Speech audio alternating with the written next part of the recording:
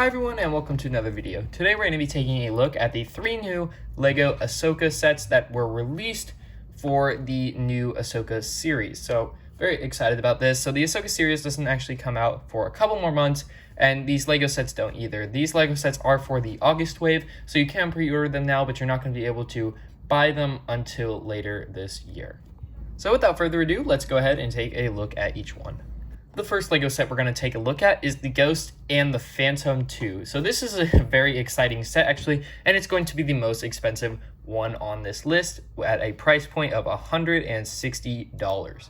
So this set is actually very cool looking. It comes with 1,394 pieces, and it is an amazing build. I am so happy about this, and I'm so glad that LEGO decided to bring the Ghost back. Looking at the box art, we have the Ghost, and it shows that the Phantom 2 is also detachable from it. If you zoom in on the Phantom 2, you'll notice it is a smaller build than the one we originally got in 2017. This one having a tiny cockpit and no room for chopper on the top. However, it is a pretty good build, and I really like it overall. I think it fits with the build, or the actual Ghost, pretty well. However, there is one problem, and I really don't know how to answer this, but in this picture we see that the minifigure inside is only a shorter minifig, so I'm not sure if this Phantom 2 will be able to fit a normal size minifig or just a small one. But either way, I think it is still pretty good. Looking at this picture as well, it seems that we have a fully furnished interior of the Ghost, and I really like this. This is a good touch as well.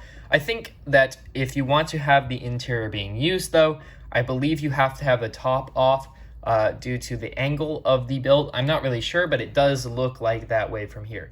And then you are also able to see kind of the cockpit area where we have kind of the control panel, and we also have a seating area for the pilot. Looking at the bottom of the build, you'll notice that it has spring-loaded missiles on either side, and it also has this nice turret that is supposed to swivel.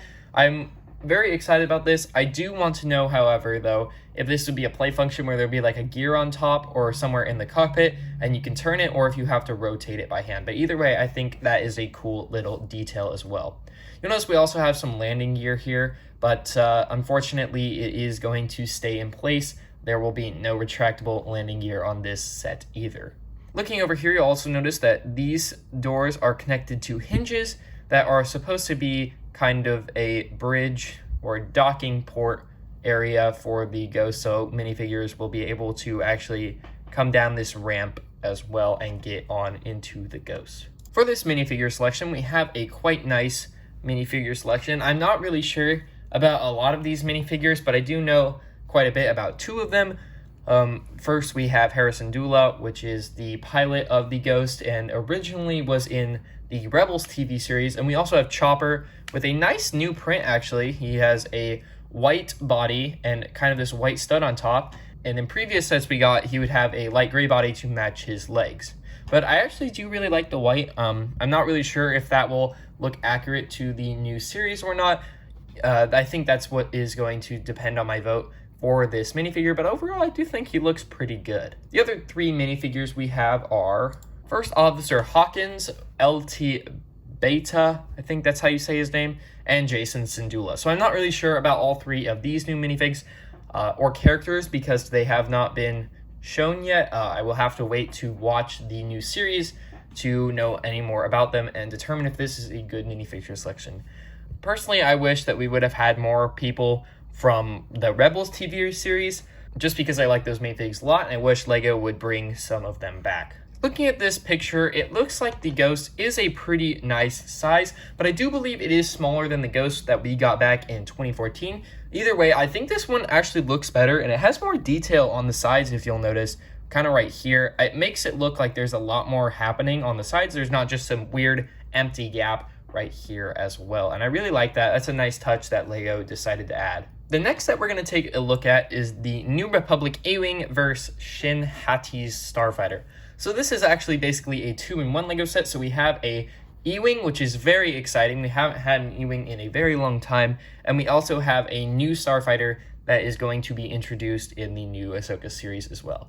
So looking at the box art, it looks very nice. Both these ships look very well done, to be honest, and I'm very excited to look at each one. So starting off with the Awing, you'll notice that it does have a couple play features. So the cockpit is able to open and you can fit one minifig inside. It also has this nice little chair, and it can be removed to reveal a storage compartment underneath that is able to fit some accessories. There is also a little port back here where you are able to fit a little astromech droid, so it looks like it's piloting the ship. I think that's a nice touch. There's a lot of ships have this as well, so it does really add to the build, but it's not something super special that I'm looking for in every build. You'll also be very happy to know that this set does have retractable landing gear, at least the Awing does. So this is very exciting. I know I've been waiting a long time to find retractable landing gear in a set like this, and I'm so glad that we're finally at that moment where Lego has kind of listened and they're actually doing it again. So honestly, the retractable landing gear looks amazing. The only problem I have with it is really how tall the Ewing sits above the ground, but honestly I think that's okay, just because the wings are angled the way they are. I think that's how it has to be, but honestly it looks pretty amazing. You'll also notice we have some stud shooters that are kind of sneaked in on the side. Wish that they wouldn't be there, just to kind of put them somewhere else. They kind of in a very obvious spot. If they were somewhere on the wing, I don't think they'd be noticed as much, but either way, I do think that it looks pretty good. You'll also notice that there are quite a few stickers on here, but I'm guessing that most of the pieces here are not printed. How it would be nice if they were, but I don't think that they're at that point yet. Next ship we're going to take a look at is Shin Hati's Starfighter. So honestly, this looks really good as well, and I'm really liking the yellow and dark red color scheme along with the light gray. It looks really nice. And honestly, I'm a big fan of this build. So we have some stud shooters on the side here. These ones are a lot more hidden, and honestly, they look kind of good to the set. They actually add some detail to it, and I really like the way they actually tie in with the set. And I don't say that a lot, but this one actually does look pretty good with these. There are also a lot of compartment features on this set, so you'll notice if you take the top guns off of the build, it will reveal kind of a storage compartment where you can put a lightsaber, which is really cool actually. I'm glad that LEGO decided to do this, because I know some sets will have like a clip on it, but it'll kind of be exposed. At least with this set, you don't have to have just like a random lightsaber lying around if you want to play with it. You also notice that it does have a cockpit that is able to open and fit one minifig inside. I do believe it is one of the pieces where it's not a stud, it's kind of just tiled off, so they can freely fit in there but not move around too much. It's got one of those pieces that can fit in between the legs. And we also have, I believe, a stickered on control panel, but it does look like a new design. I'm very happy about that, and it looks pretty good. Also, you'll notice that the back here will also open up to reveal more storage, which is very surprising. I haven't seen a Lego set with this much storage in a while, and honestly, I'm kind of liking that Lego is doing it again. It makes the set kind of a lot more fun. It gives it kind of more play features and areas to kind of store some extra stuff. The wing design on this set is also pretty good. I like the kind of claws at the end. I don't really know how to describe these, but they're pretty cool looking. And honestly, I mean, it kind of reminds me of like a plane or something that would have like a big propeller on the front. It looks pretty cool. And honestly, I'm really liking this set so far. So this set does also come with 5 minifigures. I'm not really sure about most of them. However, I do know the 2 Sith are in the intro. So we have Balin and we also have Shin Hati. And then we have 3 other minifigs that I don't really know all that much about. The first minifig that I actually really caught my eye was the new astromech droid. It has a really cool print to it. I like the yellow and blue. It really ties nicely with the Ewing too. I really like the way that looks. And I think that it's pretty cool. Generally, you don't see this colorful droid in Lego sets, or in Star Wars Lego sets at least. We have some colorful ones, but this is definitely by far the most colorful astromech droid that I've seen in a long time. The other 2 minifigs we have here are Morgan Elizabeth, and then we also have Captain Porter. So Captain Porter is a Republic officer, and then we have his astromech droid here as well, which is just called the New Republic astromech droid. We don't have a serial number for that as well. So this set retails for $110 and has 1,056 pieces. So that's about an accurate price point that I would put it at. Honestly, this set looks really good, and I'm excited to see what it looks like when it comes out in person. The final and cheapest Ahsoka series set that we're going to take a look at today is Ahsoka Tano's T6 Jedi Shuttle, and wow, am I excited for this one. Now, this one we actually got a re-release back in the past, and if you remember, it had a different color scheme than this. It was more of a bright red and white, and this one has more of a light gray and dark red theme, color scheme going on. And honestly, I think it looks better. Honestly, I like this color, and I think it is pretty good looking. So this set does retail for $80, and the crazy thing is it only has 601 pieces. Now that is kind of shocking for the $80 price point, because generally this would be about $60 if we were doing price per piece.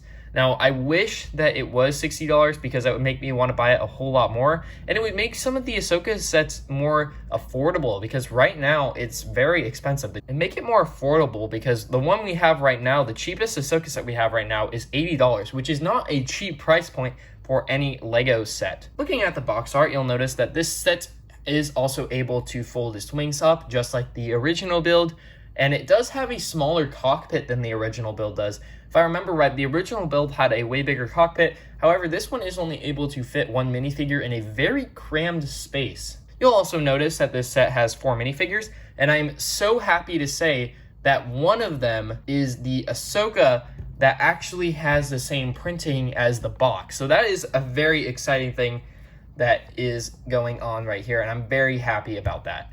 You'll also notice we have a Sabine, which is a newer print for her minifig, and honestly, she looks really good. She also does come with a green lightsaber, and honestly, I think that looks pretty good with her minifig. The other 2 minifigs we have is Professor Huyang and Merrick. So Merrick is a new Inquisitor, I believe. He wasn't shown in the Ahsoka trailer, I don't believe.